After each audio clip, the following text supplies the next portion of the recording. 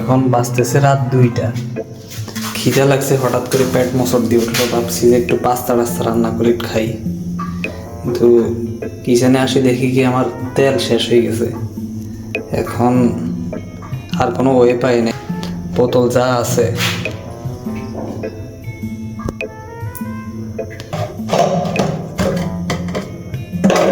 দেখি।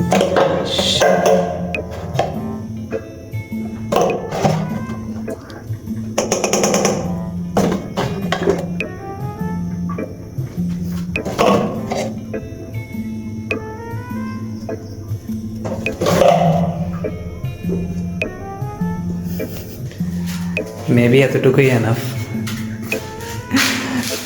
ও মাই গড। আর আমি এখন পাস্তা রান্না করে খাবো, এটা দিয়ে যা হয়। ও আল্লাহ বাঁচাইলো।